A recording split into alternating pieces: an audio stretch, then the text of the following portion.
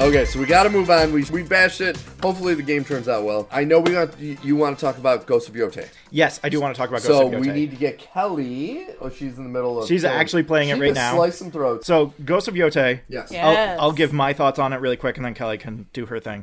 Because we've had slightly different experiences, just in terms of, like, my patience level with the game versus her patience level with the game. Okay. Which is to say that the game is an extremely good game. I want to start by saying it's game of the year. Let's go. It's an extremely good game. Undeniably a very, very good game. Beautiful, incredible to watch. The story and the acting is great. The action is really fun. Music and environments are fun, but it does have some issues for me. Okay. The problems that I have are largely quality of life related. Okay.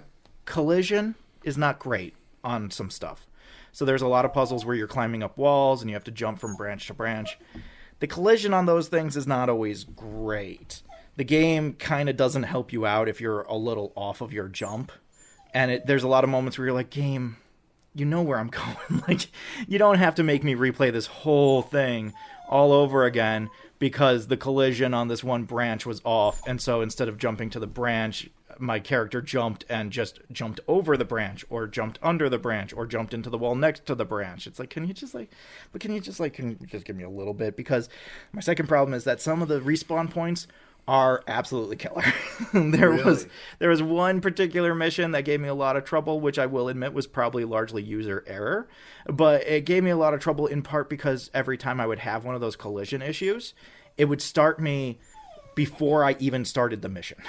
So it would like backtrack me to this checkpoint previous to where I had been. And usually that's not a problem, except that this mission in particular was revolving around following fireflies to find a hidden cave. Yes. To climb up a mountain to find an item. Which, great. I love this in concept. This is a great concept. But the execution on this is terrible because the fireflies will lead you up the mountain and then just kind of there's fireflies everywhere, so there's not really a distinct sense of like where they're supposed to take you. It's hard to tell which swarm is the one you're supposed to follow and which one is just the environment. The environment around you, and then you end up in this situation, for me anyway, where it kept on taking me up the mountain. What it wanted us to do was go up the mountain and then arc back down the mountain and then jump down and then climb up, and then there's a little tiny cave. Okay. And I'm just like, you know what would help with that is just having a lot of fireflies coming out of the entrance to this little cave that is so small you have to get on your hands and knees and crawl through. So it's not like something that you're just going to spot. So if these fireflies are supposed to help me find it, have a ton of fireflies coming out of this cave so I can be like, that's where I'm supposed to go. Okay. Some of the mechanics are a little tricky because, you know, games only have one action button. Mm-hmm. But in this case, some of the puzzles involve like, let me take my grappling hook and hit this thing and pull down this branch, and then I'm going to jump on this branch because nothing is more stable than a branch that has been pulled out of a wall. So I'm going to jump on this branch, and then I'm going to jump from that branch onto the next thing. The problem is that there's also a mechanic that is way more widely used, which is jump and grapple hook a branch and then use that to swing over a passage instead of pulling it down. And so on this particular mission, they wanted me to grab a branch and pull it down and then jump to the branch. I didn't understand that, so I kept jumping off the cliff, trying to grapple it, and then it would respawn me outside the cave. And I would have to go back and find the cave again, so I could climb all the way back up to the same point, so I could jump and not have the grappling hook work and start all over again. And I did this for about 40 minutes, and it made me very angry. Well, that's when you stop and think, maybe there's a different way to solve this. Well, we got there eventually. That's why I said it took me 40 minutes and not an hour. But the other thing is that parrying is a key function of the game. And the parry windows are... It's real tight. It's so tight as to be practically non-existent in some fights. And you're just left being like, God, I really thought I hit that parry like dead on, but it didn't work. And I'm just left being like, I don't know why the fuck that didn't work. That's kind of weird that didn't work. I guess I'm just going to die then. The parry was supposed to save me in this fight, and now I guess I'll just die instead. And so just like, it wouldn't be a problem except that it happens to me a lot, and there's no functionality to help. Mm-hmm. You know, so it's like, I appreciate a game that doesn't do anything to help you with situations like that, right? I also like that in this game, you can in some things, turn on assist functions to help you with that. So there's a gambling system in the game where you flick coins across a table. You have to flick a coin and only hit one other coin when you do this. So, obviously it's all about, detail and how hard you're flicking the coin. There's no gauges usually when you play the game. So it's very hard to tell, like, am I hitting this too hard? Am I not hitting this too hard? Where's this going to go? But you can turn on a gauge to allow you to see where things are going to land and all these other things. And you're like, okay, cool. Can I have that for some of these other functionalities? Can I have a parry meter that shows me where to actually hit the parry button, because you just have a blue glow and then you'll have a character kind of do all these fake out moves while the blue glow is going, and you're supposed to wait until just before they hit you to press the button, and it's unblockable otherwise. And it's just like, I need just a little bit more. There's, in the functionalities of it and the accessibilities of it, there's a helper basically for the parrying system, and I was like, oh cool, great, I'll put that on. It just makes the parry shine brighter, and it's like, so that doesn't do anything. It doesn't help me when it comes to actually knowing when I have to hit the button. And if it wasn't so consistent, like I did a fight last night after you went to bed where, like, I was just getting my ass handed to me, and I was like, okay, listen, I'm not going to get upset about this. I'm just going to spend fights dying and learning when to parry this guy's moves. I could not get a beat on when to parry this guy's moves. I spent maybe 20 minutes trying to do it. I finally just brute forced it after a while and used special moves until I was done. So, like, just in terms of functionality, I would say for me, there have been enough issues on a consistent level that it has been very frustrating at times. Does that take away from the rest of the game? I wouldn't say so. It does get a little repetitive at times. My favorite is that throughout the game, you get charms, and the charms allow you to have new and special abilities. Great, cool. Some of the charms you find by following foxes, which is also great because you get to pet the foxes, and that's awesome. The way that you find out where the foxes are is either by finding them on the map, just generally by running around, or you can talk to settlers and see where they've seen foxes. Now, this is not to say that the settlers will tell you anything. It's just to say that they'll give you the speakeasy code of, have you ever seen foxes play with fireflies in the moonlight? And, oh, I hear they like red flowers. Here's a map. But like, when you hear that 16, 17, 18 times, you're like, what's happening right now? Why are we acting like this isn't a conversation we've had 9 times with 10 different people? This is just weird to me. I feel like you need... Bill Murray felt in Groundhog. Exactly. I just feel like you needed a little bit of extra dialogue for some of these interactions just to keep it spicy, just to keep it more interesting. But like, those are the grounds of my complaints. When it comes to the actual game itself, I really like the game. I really like the mechanics. I really like the style of it. I wish that, again, I don't know if this is just a me thing. It gets kind of eye of the tiger about which arrows I'm using. You get a bow and arrow set. You get 2 bow and arrow sets. And so you get a bunch of different kinds of arrows, flame arrows, poison arrows, concussive arrows, all these other things. And I would like to keep it on just regular arrows because you have the most of those, whereas the other ones you run out. And it doesn't automatically switch over to another arrow once you've run out. You have to choose which arrow you want to fire.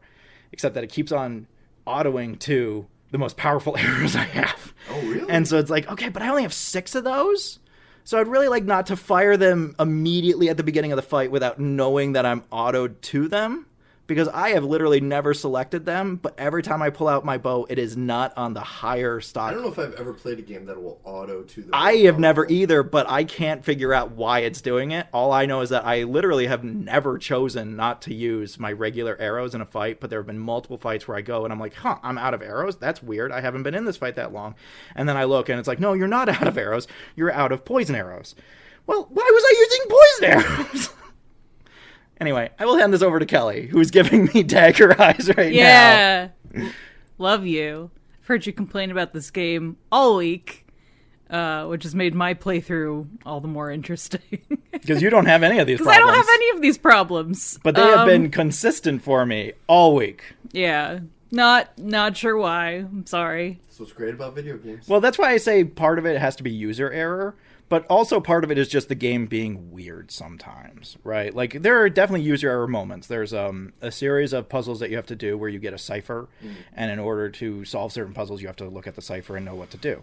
There were a lot of issues where I would light myself on fire, because I was like, what the fuck? I'm trying to light this lantern and suddenly I'm on fire? Why? And it's because I have to look closer and there's a little sign that says, don't light this lantern, it'll kill you. And so, like, okay, yeah, that's on me, right? That's absolutely 110% on me. Yeah, that's happened to you a few times, and like we were talking earlier, you had this weird glitch with the coin gambling game where he would flick it and the coin would go in like a weird direction, and it ended up being that before you go into that building, there's somebody that's like, oh, like, come talk to me for a second. No, you have to lose a game. And then after you lose the game, you go in and someone's like, hey, come talk to me. This guy cheats. Yeah. But that didn't happen for Kelly. Kelly was able just to beat him on skill alone. She's just better at video games. And so, like, I'm just like, I don't understand. Yeah. There doesn't feel like a lot of consistency on some of these elements. There's another mission where the bears in this game, by the way, are super aggro. They will come at you the moment they see you, and they will tear you to pieces. They will full Leo DiCaprio you and grab you by the ankle and swing you around and throw you 50 feet. But there was a mission where you have to avoid a very large bear for reasons. I did good on that mission. You did do good on this mission. But I love the character you play as literally says, oh, weapons won't do anything. And then Alfred immediately tries to shoot it with an arrow. That was for it's fun. Like, the game is... But my point is... I feel that like, was for fun and for shits and gigs. I know. My point is, I think there's a lot of moments in this game where the game does tell you, like, hey, pay attention to this. And you're like, no, I'm just going to keep doing what I'm doing and trying to ram myself through it. See, I'll say that for some of it. I'll say make that's problems for myself. I'll say that for about 50% of it, right? It's like the bills and their calls. I'll give you like 50% of these calls, right? I'll be super generous. I'll give you 60% of these calls. But there are definitely moments like the arrows and like the action buttons and like the collision. See, I think the bear thing is a dumb guy thing, because I would shoot the fucker too, knowing that. Right? And that's just because I just want to see what fucking happens. I just want to do it. I got a big bow. As soon as she said that, I'm like, oh, I would fucking do that. Yeah, right? Like, I got a big bow and a ghost that's telling me don't shoot this bear. I'm 100% going to shoot this bear. Don't push that button that says fire. You find before you, like, have that line of, oh, weapons don't do anything against it, you find a guy who is trying to shoot said bear. With a gun. And he's like, weapons won't work. Weapons won't work. He's got a gun. And so I'm just like, oh, fuck it. I got a big bow. I got some good arrows. I'm going to fucking shoot this bear right in the head. I knew it wasn't going to work. That's why I didn't get upset when it didn't work. I know. My point is, I think there are a few moments in this game where it gives you a hint like this, and it just goes all the way over your head. See, I think that's true with the coin game thing, with the gambling. I think that was a situation where I was so stuck in my headlong progress because this is the tricky thing with the coin game. It seems so simple. It seems so simple. It's like having someone challenge you to tic-tac-toe. And so you're sitting there like, this is a game of skill. I can just play this game with my meters on and I'll win. Because I've been doing that all over fucking Ezzo, and people have thrown me out of gambling halls, not literally, for being an asshole, for just, like, seemingly rigging the game. And so, in that situation, because I watched you do that mission, and I also don't remember you having an issue where the coins became weighted. I won against the guy who was cheating immediately. Yeah, and so I was just like, what the fuck is going on? And I've had weird things happen with this game. Maybe this is like a weird glitchy thing, because like I've had issues where you'll be riding around, and there will be locals that will sell you stuff. And so you'll just run into them on the road. And I went up to one and I started talking to him, and he didn't break stride. So he just turned around and he's still walking away from me while I'm in this dialogue menu. And I'm just like, okay, bye. I guess you're gone. I'll see you later. So to my defense, it was not the first time a glitchy, weird thing had happened for me in this game. Yeah. And so in my defense, I was like, I just need to be better than the glitches. I need to play better than the ref's ref, which is also a fallacy, it turns out, and we're going to get to that soon. But no, I agree. I fully agree. A lot of the problems I've had with this game are self-inflicted. I'll agree with that. But I'm not going to take credit for all of the problems I've had with this game. I've had problems with the climbing. I heard you complaining about that's part of the challenge. The parrying mechanic. Well, I think it's part of the fun when there's a chance to do it. When it doesn't feel like there's a genuine chance to do it, then it becomes less fun, because like that's my problem with the parrying mechanic, is that in concept, yes, I can fully do this. In execution, I don't know what I'm doing wrong that is preventing me from doing it, and I've played this game for like 40 hours. Yeah. If there was something that is just like, oh, I just need to change this behavior or do this differently, I feel like I would have hit that by now. Case in point, the 40 minutes I spent on the stupid fireflies, where it's like, oh, I have to pull down the branch instead of jumping to it. Okay, so that's why. Again, I wish you would have like 2 buttons, maybe have both shoulder buttons that you have to use to do that, like you do for pulling out doors and stuff at various points in the game. But like, again, we can, differing minds differ on things. I will take credit that a lot of my issues have been self-inflicted. I definitely did not switch my arrows. My arrows being on the wrong arrow type, that is not on me. I would save my armor piercing arrows for the guys wearing armor, not shoot the various archers that have no helmets. You know, like that's my thing. It's like if you have these things, I would save them for the instances in which I would use them. Except that for some reason I used them before I even got to the mission, because I was trying to scope guys out and snipe them, and I was accidentally using my really good arrows to do that. That's the thing with these AAA games, is they look gorgeous and they play great, but there is always going to be those little... There's little wrinkles. It's like playing Skyrim. Yeah. Skyrim is great, but then there are times you're like, what the fuck? Yeah, but it's just, when you have a game that big... Yeah, it's like it's like how I won't blame the game for the way that you go from mission to mission is by following the wind. You select where you want to go, and the wind will blow in the direction that you're supposed to go. Cool, great, fine. The wind doesn't always take you to the path that will take you to the place you need to go. It'll just blow in the direction that you need to go. And so you have that Skyrim moment of like, oh, I guess I have to go over this mountain. So, but unlike Skyrim where you can just jump a lot and get over a mountain, you have to go around and find the way to get up, and that's not always clear. And then the wind will just kind of be like, you're close enough. You can figure it out from here. It's like, I don't know. I'm glad you have so much confidence in me, wind. I don't. And I would really like a little bit more help in finding the spot I'm going to go to. Also, a compass would be great. There's no compasses in the game. There is a compass. You have to open up a spyglass and look through it, and then it shows at the bottom what direction you're pointed in. But you know what I really like? A compass that just tells me which way is north. That's like super useful. If I know I just need to go north, I don't want to always have to set up a waypoint to direct me where I'm going. I want to just be able to go and know which direction I'm going in. It is very interesting. This game does not have like a mini map on the UI. No, there's no way to navigate which I think is a really interesting choice. Yeah, I find it very frustrating. If I'm being honest, I find it deeply frustrating, because it really is like you have to know where you're going. If you don't know where you're going, you will get kind of Zelda lost in that way of like, oh, I was going to go to this place in Zelda, but then I got distracted and I went over here and I followed a butterfly and now I'm here. That kind of has the same thing if you don't have a waypoint set up in Yotei. You are just going to kind of wander around, and it's going to be very hard to necessarily know exactly where you're going.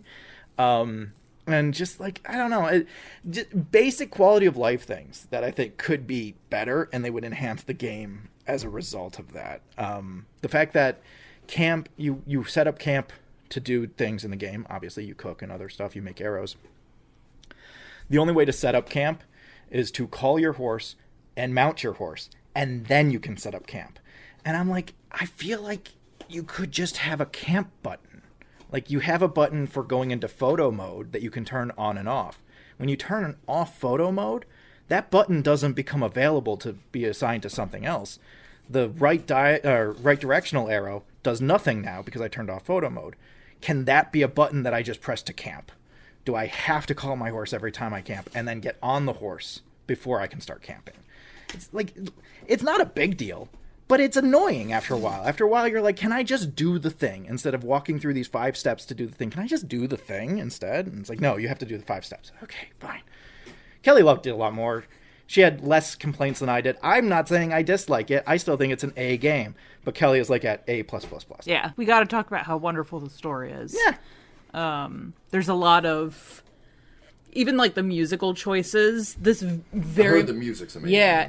This is like a samurai movie as a game. Oh yeah, it's beautiful. 1,000%. It's incredible. It's incredibly beautiful. The cutscenes are really gorgeous. There are like modes in the settings where you can have it be like Kurosawa mode and have it be like black and white. I heard about that. Oh, it's so great. Yeah. Your blood levels, how much gore there Yeah, is. you know a game's good when there is a decapitation toggle. Oh, that's awesome. That is kind of awesome. I'm Yeah. not gonna lie. And all three of us in this house right now are really enjoying. There's a mode you can turn on where all the music while you're like running around is like lo-fi music. It's like very chill. It makes the world feel very like I'm cozy and just running around having a good time. I honestly can't imagine playing it without lo-fi mode, because lo-fi mode accounts for one of my issues with Breath of the Wild, which is that I love just small touches of music and ambience. I really like world music. I really, really like it. It's really important to me to have really good world music. And so the fact that lo-fi mode gives you that. Yeah. There's not as much variety with the lo-fi mode. No. But, like, it's so beautiful you don't care. No. Gotcha. I mean, it's lo-fi music. You're not sitting there critically analyzing the various beats and bops. Well, some of us. Some of you are, yeah. But I agree. I haven't played all of story mode, but all of story mode that I've played so far is incredible. Yeah. It's all really well done. The acting is really, really good across the board. There's no characters that I find deeply frustrating to be around.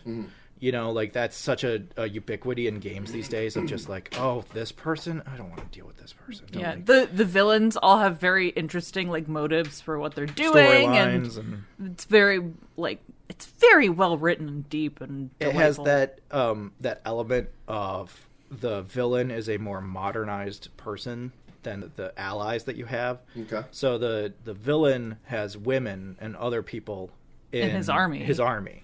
And the guys that you're allied with don't. And so you have to go and kill female samurai. The bad guys use guns, and the ally clan is like, no, like, that's not honorable. And it's like, you guys are gonna die because you're not getting with the times. They don't care if you don't use guns. They will use their guns on you. I'm not sure if they don't care about honor. I'm not sure if I brought this up before, but I do love that honor is an element within the game, kind of, in that at least in the tutorial levels for some of the weapons. Yes, but like so it's a game where you get 4 weapons, 5 weapons, and because you haven't gotten the guns yet. Well, I'm talking just in terms of the melee weapons. Oh yeah.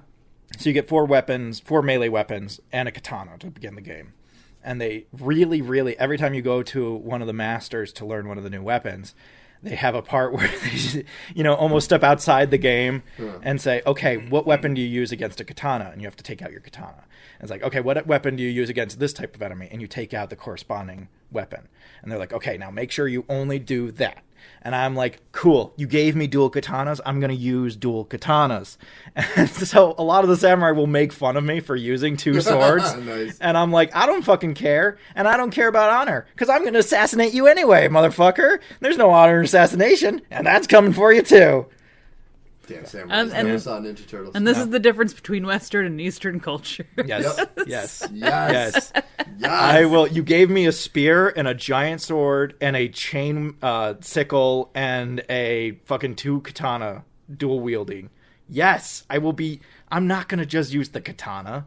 What kind of fool do you think I am? Eastern culture's honor, Western culture's assholes. That's how pretty much it rolls out. I will take this and bastardize it for my own. Can we talk about some of the great costume options in this game I want you to talk more in general. So you talk about all the things you like. There's a nice, decent handful. Not like a ton of different, like not as many as Link gets. Okay. As many outfits. But all of them have really lovely recolors.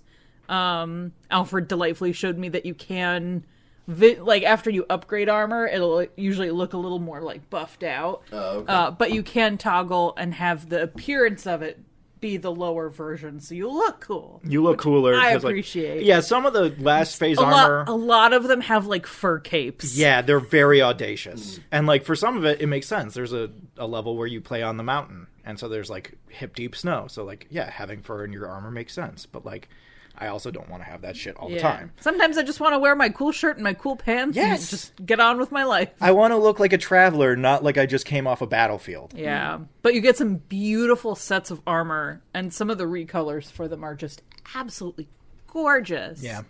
Ugh. I love it. Oh my gosh. I just completed the end of like the main story earlier today. So now I'm literally running around finding all of the different clothing pieces. So you also have masks and hats. And hoo boy, are there so many masks and hats. Oh, yeah. Oh, and you do get different like recolors for the sword that you can pick. Are they like this game's version of the Korok seeds, where there's just so many and you got to go around? To a degree, because like a little bit, but they're not as annoying to find. Okay. I would say like the swords are, because you'll have to go to these little Yeah. mourning spots where it's like these fallen samurai, and you can Yeah. take their That's where sword the swords kit. are. I Yeah, gotcha. Yeah. and so you have to find. There's definitely an element of I Yeah, have to go and find some of them you stuff. just climb a rock and it's there. Some of them you have to like, you Do know, a mission and you do get a little thing. My favorite is collecting bounties is really, really fun in this yeah. game. It's really, really fun. There's a lot of really interesting, like, little 2-page story bounties that are really fascinating and so really well good. done. And a lot of them, you get either their armor or their mask or their helmet or their sword kit. And it's like, that's cool. Yeah. To the point where I fought a guy and it was a giant pain in the ass mission. And I came out of it and I was like, and I didn't get anything. I got gold and I guess supplies. But I didn't get, like, anything cool. Dude, let me look this up online. There's nothing! And a lot of the like side characters that you meet, like some of them show up later, and that's really fun. It's Yeah. like, oh yeah, you abandoned me a while ago. What the fuck, man? Yeah. Well, my favorite is that when you do camp, every once in a while, someone will just invite themselves into your camp. Oh, really? And they'll So have... sometimes it's like just a random person. Sometimes it's like one of the vendors. So that's really nice. So, like, I've had Nice little vendors... interactions. I've had vendors come up and they'll be like, let me work on your armor. And that's great, so I don't have to go back to town. Or you have the bowier come in and she's like, here, let me work on your bow. Also, I have this mission for you if you can do this for me. Yeah. There's one guy who's like, ooh, I have this cursed mask. And that becomes a whole little side mission. He just barges into your camp and he's like, do you want this cursed mask? I mean, not cursed, it's just a mask. And Curses aren't real. the character's like, oh, why would I take this? And he's like, it's not cursed, you should take it, it looks cool. And then, like, if you're, like, going to sleep or something, you're like, all right, like, have a good night. And Atsu is like, so why'd you sell me this? And he's like, oh, well, I, like, stole it from some other guys. And I've only had problems since getting it. And she's like, cool, so you did give me a cursed mask. So this not cursed mask is definitely cursed? Yeah. Yeah. No takesy backsies. It's yours now! But I'm so glad I was able to avoid spoilers for most of the story stuff. I've been because trying really hard, which is I'm sorry. tricky. Yeah. Well, my favorite moment will just be I went upstairs and like about 2 minutes after I went upstairs, Kelly This was screamed like across the the first house. or second day I had this game. Yeah. And I make a discovery and scream. And so I come back downstairs and I'm like, is everything okay? And she's like, do you want spoilers? I was like, no. And she's like, then you should go. It's like, okay, I'll go back upstairs. Leave now. As long as you're fine and no one's dying. Because that was the kind of scream of people someone's probably dying. Well, someone was dying. There's a lot of death in this game. No, I really like all the characters. I think that's a big thing for me, is that there's no character where you're like, ugh, this guy again. Even characters that could fall into that. There's a little kid that follows you around on all the battlefields and will raid all of the bodies and sell you back all the stuff that he gets. Really? Very, very opportunistic. Very opportunistic. What a little entrepreneur. And he's like Taro. 13. And so it's just like, I love coming up with little stories around who Taro is and what all this is. My personal favorite that we've come up with is that Taro tells everybody that his parents are dead, but they're not. And he just goes home at night and pretends to be a normal kid when he gets home to his parents. How did you do today? I did good. I found this money here and I hope it helps with the family. That'd be so hilarious. Meanwhile, he's throwing crows away from dead bodies, being like, no, that's my helmet. Oh my god. So there's not a lot of variety as far as like different. There aren't different endings that you can get. Okay. But there are different like dialogue options. So my since I just completed this game, once I finish getting all the clothing items, I'm gonna start a new game and I'm gonna do all of the like darker, maybe meaner dialogue options where it's like, I don't give a fuck, I'm gonna kill everybody. I don't care. And it's like, yeah. Everybody gonna die. So I'm looking forward to seeing some of the That'll be other fun. little Yeah, I like interactions. Yeah, More malevolent Atsu. I think it's a really good game. I think it's a really great game. I don't think it's just a good game. I think it's a great game. And I really appreciate it. You can tell Sony is really pouring money into the marketing for this to get Game of the Year. They haven't put anything else out since Miles Morales was the last like big game they put out. Yeah. So when you only have one game a year, better pump a lot of shit into it to get it to sell. Some of the other little details I want to just give a little shout out to is there's a lot of fun references to some of the other games the studio has made. Okay. So there's like you find like a painting on a rock that's the final boss fight in Infamous. Mm-hmm.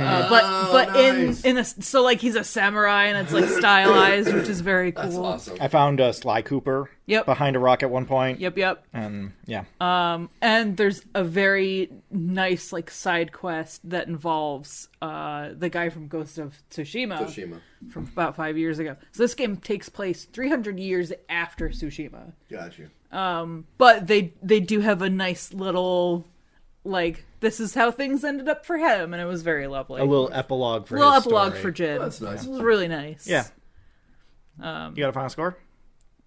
I mean, A++, as you already said for me. I want you this to say it in great. your words. Thank you. It's important. Yeah. The other thing, and I think we have to talk about this. The Erika Ishii of it all? Well, I was going to say the wonderful misogynism that has come from this game's release. Yeah, this is worth touching on. All the dude bros who are like, no, I don't want to play this because it's a girl. There is almost nothing in Atsu easily could have been a male character. There is nothing in her character that is inherently like masculine or feminine or anything. Most of those D-bags that are saying, why is it a girl, probably wear girl skins playing like Fortnite. Yeah. It's like the number one skin is like female skins. I guarantee it's these guys wearing female skins, but when they have to play as a female character. It's definitely, you doth protest too much. It's so funny. And they can't complain because you do get to see Atsu's butt when she's going into hot springs. And it's important to note, it's Atsu's butt and not Erika's the actress's butt. The actress's girlfriend came out and said, that's not my girlfriend's butt. And so now we can all say... That'd be a depth of motion capture I don't think exists quite yet, so... No, I agree. I think that it's like, anybody who's like, oh, no female samurai. I'm like, first off, there were female samurai. Second off, because this game is 100% historically accurate to the T, right? Absolutely, 100% of everybody in this game definitely lived and did the things that they did in this game, right? Yes, definitely. No, obviously. But there's a lot of historical elements. There's definitely historical elements. I'm just saying, one of the castles that you find is accurate to an actual castle that exists. The map for the island of Hokkaido, which is referred to as Ezo during this time period, is very close to how it is, like all the rivers and stuff. Yeah, like the physical elements of the game are accurate. I would just say, and the cultural elements of the game I think are for the most part accurate. Yeah. But I would stop short of saying that it is a 100% accurate representation of things. So these people saying that they can't play because of female samurais, I'm like, well, here's a great thing for you. It's not 100% factually accurate. So you don't have to worry about that. Yeah.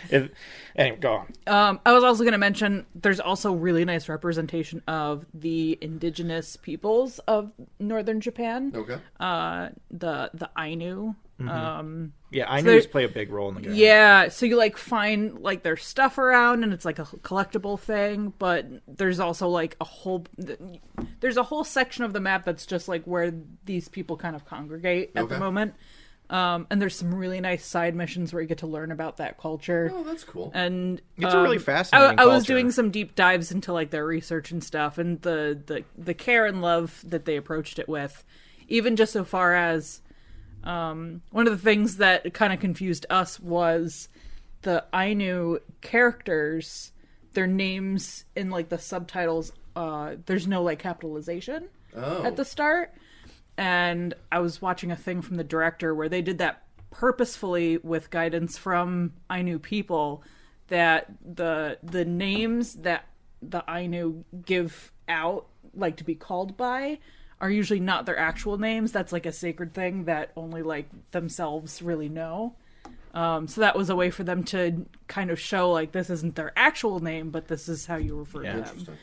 I will say, that just made me think of the bear that you find and bring back to the Ainu village, which is very sweet until they tell you what's going to happen to the bear. Yeah. And then you're like, this game is rough at times. Yeah. There are some missions that are just absolute gut punches. Yeah, totally. And that one's one of them.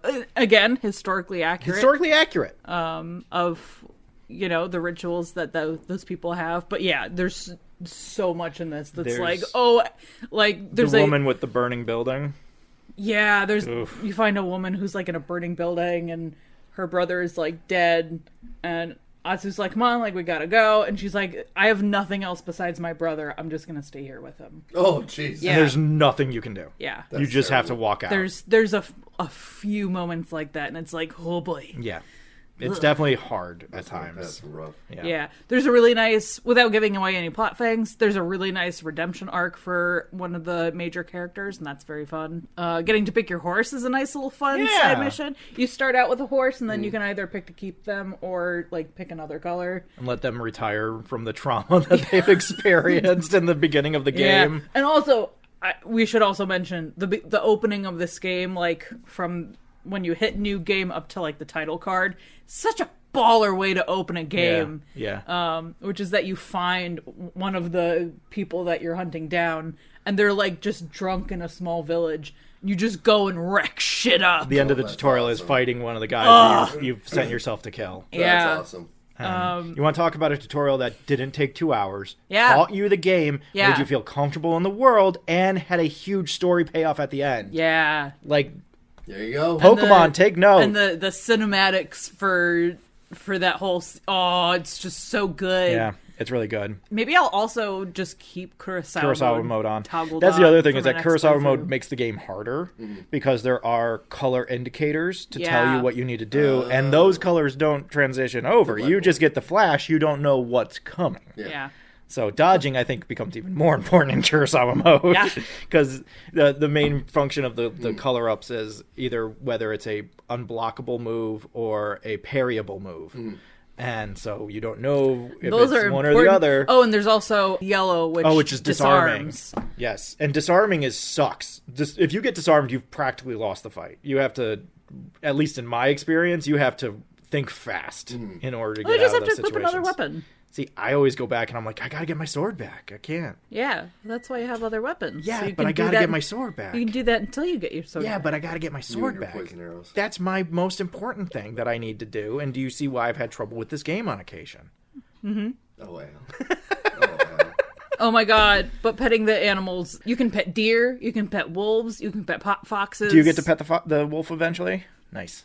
Oh yeah. You get a wolf partner. It's very cool. Yeah. It's very dope. You can also name wolf partner, which is also you have to very earn fun. the wolf partner's trust, which is great, but then they'll come up and fight alongside you, which is dope. The wolf will just show up every once in a while. If you're like about to get killed, the wolf will show up and like save you at the last minute. You can roll for wolf, and wolf will just give you like a quick. And it's totally random, but it's like, oh, thank God. Yeah, I needed wolf today. I Thank just you. needed like a little bit more time. Where were you before? I would have loved to have had this not happen before. Yeah.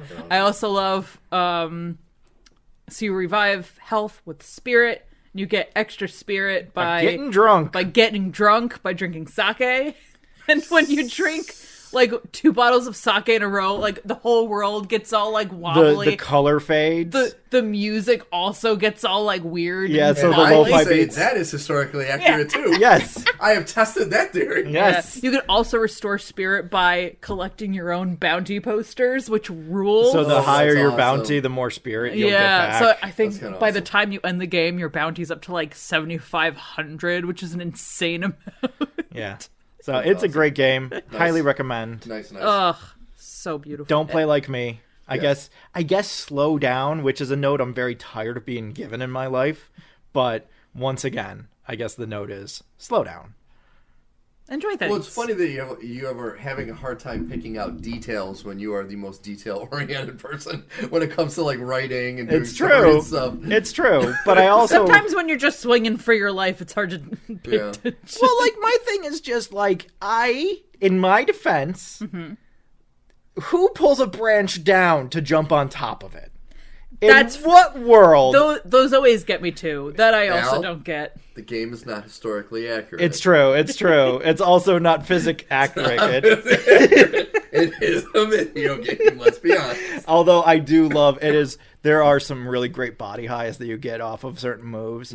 So like hitting a guy with an arrow as he's charging at you about to strike and striking him dead is the best feeling. At one point I was on top of a tower and people were climbing it, and I was just legless at the top of the tower shooting them as they were getting to the top, and so they would climb up and then fall all the way down. I was like, this is a good body high, man. This is good. That's awesome. So I've also been watching my cousin play some of this, and it's so fun to see like there's so many different ways you can play as well. Like you can like full stealth mode, or you can just go in and like wreck shit up. And I've watched my cousin take out several like enemy camps just on stealth, like hiding in the bushes, awesome. Like, stealth assassinating people. Oh, it's so cool. Whereas I will maybe stealth kill a couple of guys, and then it's like, nah, fuck it, just come at me. Yeah, that's usually my tactic too, is I'll sit there and I'll use my arrows to snipe people, and then after I run out of people to snipe, I'm like, all right. Or inevitably someone sees me, because I'm not hiding. I'm not doing this sneakily. I'm just standing on a hill shooting people. Yeah, and I know we mentioned some of the charms. Some of them have really dope power sets, abilities upgrades that they give you. There's one that I got that's a little more late game, where if you do a certain type of attack, if there's another enemy nearby, they'll get struck by lightning when you do that one attack. Nice. That's a thunder kick? Something like that. Yeah. And then there's another one where like you automatically throw multiple knives instead of just one, or those knives will be like on fire That's instantly. My favorite, is that items will automatically be on fire. It's like, oh, nice. I like that. Some of them are like really dope. They're bombs. Oh, the bombs are so fun. I will say, a warning to animal lovers. There are elements of the game that are unavoidable when it comes to animal violence. A little later in the gameplay, they have like hunting dogs that will go after you, and sometimes you cannot finish missions until you kill every enemy, which includes the dogs.